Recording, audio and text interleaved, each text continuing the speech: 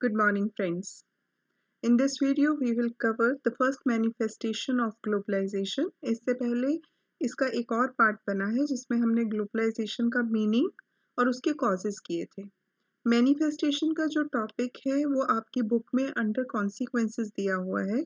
उसको बुक में मेंशन किया गया है कॉन्सिक्वेंसेस देकर। और आपने 3 तरह के मैनिफेस्टेशंस करने हैं जिसके अंडर आपने पॉलिटिकल, इकोनॉमिक और कल्चरल मैनिफेस्टेशन की बात करनी है। इस वीडियो में हम सिर्फ बात करेंगे पॉलिटिकल मैनिफेस्टेशन की। हम समझेंगे पॉलिटिकल मैनिफेस्टेशन क्या है और उसके किस तरह के प्रभाव जो हैं वो पड़ते हैं ग्लोबलाइजेशन के कारण। सबसे पहले meaning of political manifestation. Political globalization जो है, what is actually political globalization, होती क्या है? Political globalization refers to the development and growing influence of international organization. जब कोई और ऑर्गेनाइजेशन के आने से जो स्टेट है, जो ओरिजिनल है ऑर्गेनाइजेशन, उसका इन्फ्लुएंस कम हो जाता है और बाकी सारी जो ऑर्गेनाइजेशन है उनका इन्फ्लुएंस ज़्यादा होने लगता है।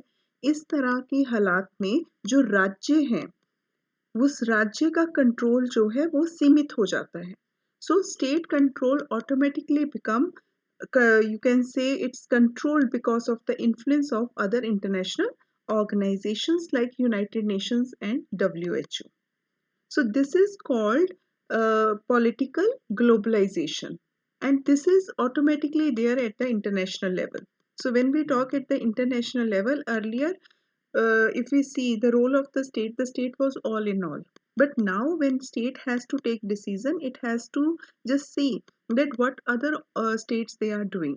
So that is what political manifestation or political globalization is. It has its positive as well as its negative impact. Those who are against this type of manifestation, this type of globalization, they are of the opinion that it has negative effects like the state capacity has been reduced because of such globalization. जो इसके पक्ष की बात नहीं करते हैं उनका ये कहना है कि इस तरह की ग्लोबलाइजेशन से जो स्टेट की कैपेसिटी है वो खत्म हो जाती है, स्टेट का जो कंट्रोल है वो कम हो जाता है। और उनका ये भी मानना है that globalization has transformed the way of living and it has reduced the distance and increased the interdependence of the countries. That means कि जो ग्लोबलाइजेशन है इसने दूरियां तो कम कर दी हैं। हम ग्लोबलाइजेशन में क्या बात करते हैं कि फ्लोज होते हैं। किस चीज़ के फ्लो होते हैं? Flow of people, flow of commodity, flow of money.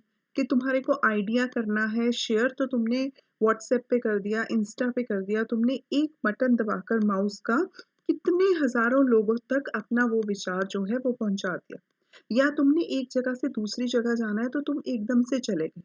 तो ये जितने फ्लोज हैं, जितना ज़्यादा ये जो फ्लो है ये आते जा रहे हैं उसके कारण लोग तो आपस में पास में आए हैं, लेकिन राज्य भी एक दूसरे के पास में आए हैं। States, the states now they are interdependent, they are connected.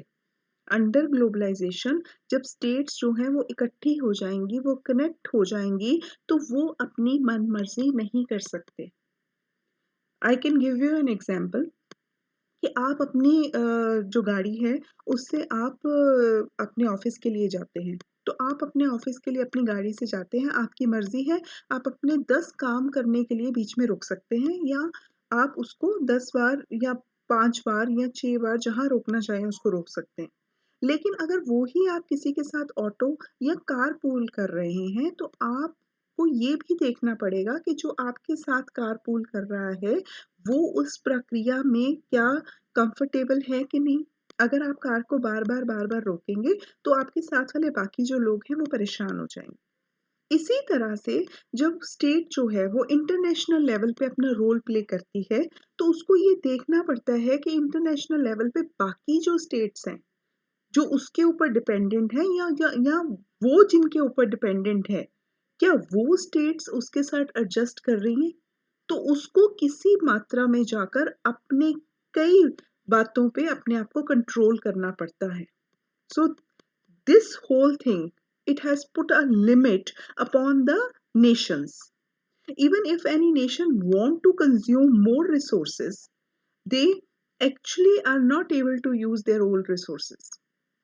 I can give you another example कि अब राज्य क्या है कि उन्होंने कोई रिसोर्सेज हैं, रिसोर्सेज आप कह सकते हैं कि जो रिसोर्सेज हैं वो तो स्टेट के अंदर है, वो तो स्टेट की अपनी प्रॉपर्टी है, तो स्टेट अपने रिसोर्सेज को यूज क्यों नहीं कर सकता? क्योंकि स्टेट के घर में कोई और कंपनीज आई हुई हैं और उन कंपनीज जो कंपनीज हैं, जैसे आप एमएनसी टीएनसी की बात करते हैं, तो उन कंपनीज ने वहां आकर स्टेट के साथ कोलैबोरेट किया है, तो उन कंपनीज ने जो रिसोर्सेज यूज करने हैं तो स्टेट की उस चीज के ऊपर मर्जी नहीं चलती है। कुछ ऐसी कंपनीज हैं जिसको हम सस्टेनेबल डेवलपमेंट की बात करते हैं, जबकि कहा जाता है कि तुम जितने रिसोर्सेज हैं वो आने वाली पीढ़ियों के लिए भी छोड़ के जाओ। तो कुछ एक ऐसी ऑर्गेनाइजेशन है जो स्टेट के ऊपर ऐसा दबाव डाल सकती है कि वो ज़्यादा रिसोर्सेज का इस्तेमाल ना करें, या अगर कोई राज्य अधिक पोल्यूशन करता है, if any state just because of industrialization or any other way, any type of a pollution, they are actually party to it. So the organization, those who are against pollution or those who are against global warming, they can raise a question against such state. This is the first point of political manifestation, negative point.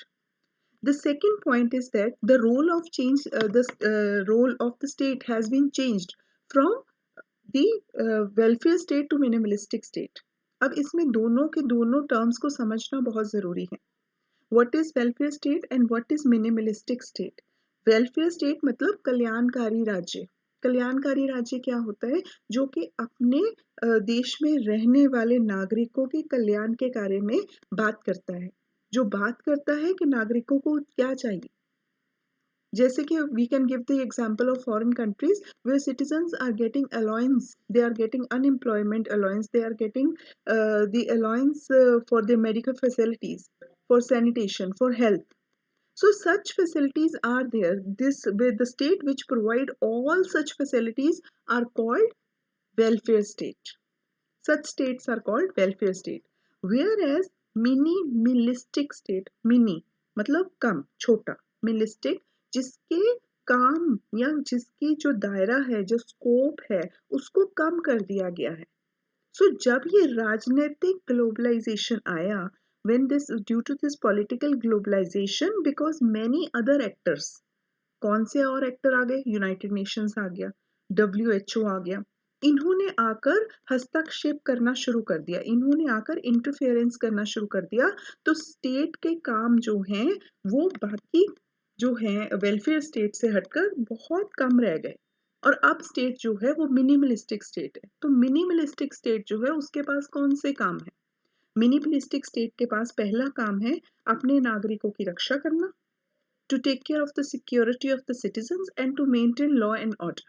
These are the two core functions of the state, कि अपने नागरिकों की रक्षा करना, और दूसरा उसका काम है कि अपने राज्य में कानून की व्यवस्था करना. So now the state is only, they are focusing on all on two basic functions, and rest are actually distributed and shared with other institutions. The third major point, which is the negative aspect of this political manifestation, is the role of market.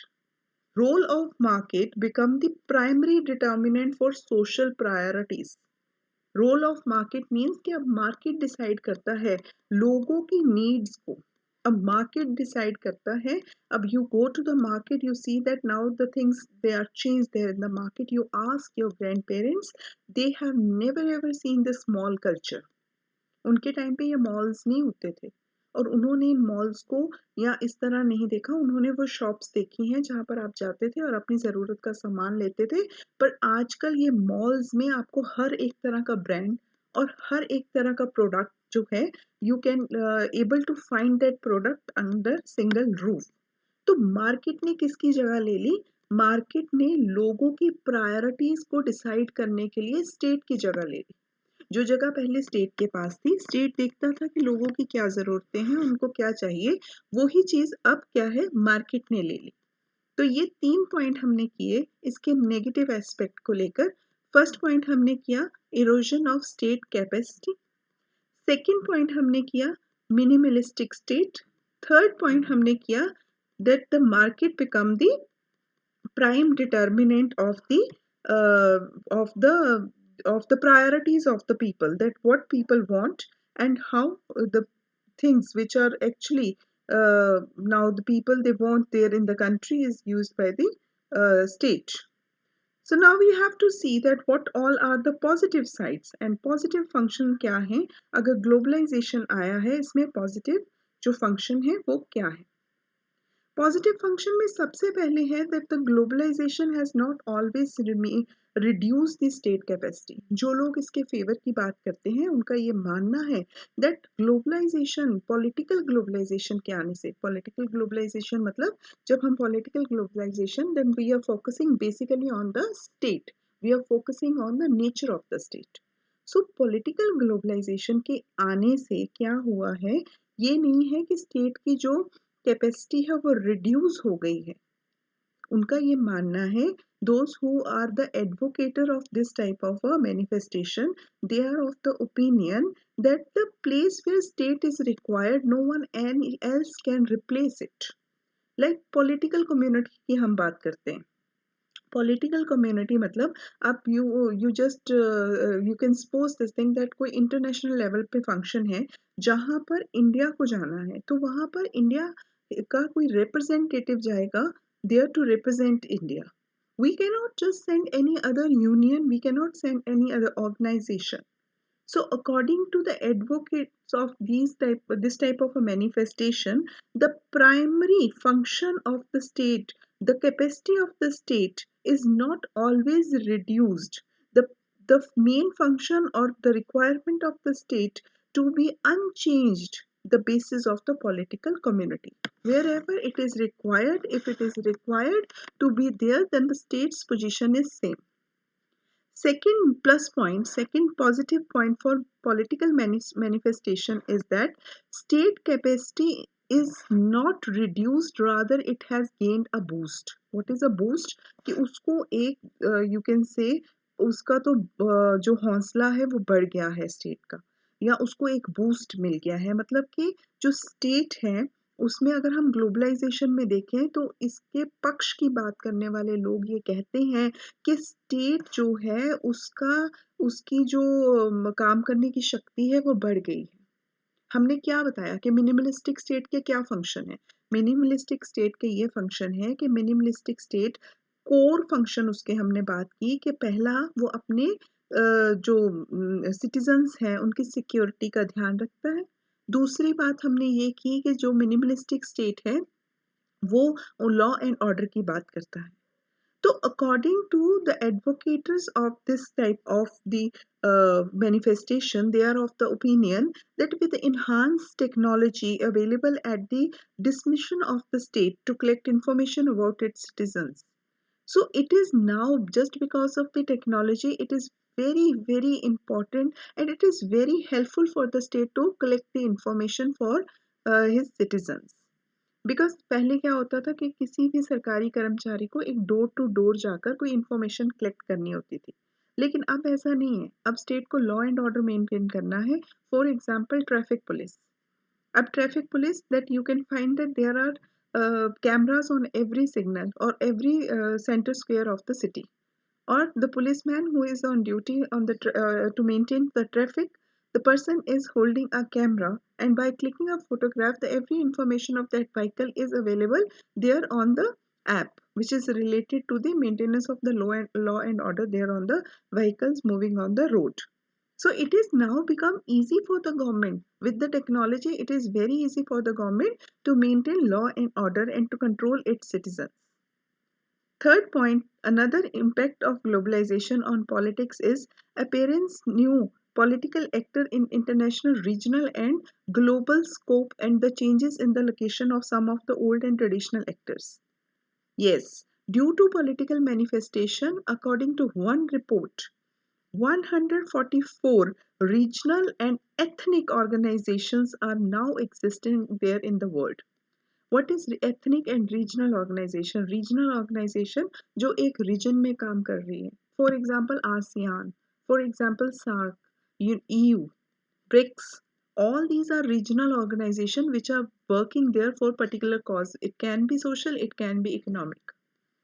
So many regional organizations, they have taken birth just because of political globalization. This is one of the major consequences of political globalization, because political globalization results in connecting countries, in connecting states, and when states they connect together, they form their organization. If they're forming their organization at a regional level, then it is called regional organization, and at present we have 144 ethnic and regional organization. Another major and very important point which is there for the positive aspect of political manifestation is that that it bring out attention towards the human rights. If we talk about globalization, so आपको ये पता होना चाहिए कि globalisation कब start हुई. Globalisation start हुई second world war के ख़त्म होने के साथ. हाँ, सेकेंड वर्ल्ड वॉर के ख़त्म होने के साथ जैसे ही कोल्ड वॉर स्टार्ट हुई, उसी दौरान आपकी ग्लोबलाइजेशन ने भी जन्म लिया. भारत में ये 1991 में I. We adopted this in 19 after 1991, but it has started long back. And if we talk about human rights की अगर हम बात करें, तो ह्यूमन राइट्स जो हैं वो 1948 में यूनाइटेड नेशंस की ह्यूमन राइट डिक्लेरेशन में उनको रिप्रेजेंटेशन मिली. So just because of globalization, when people they become together, they become sensitive about human rights. Then the conventions were there on human rights, especially the human rights for women or human rights for children. So the people do understand this thing, that as that illegal of killings, or you can say forbidden of the child forcible labor, battle against terrorism. All these are human rights.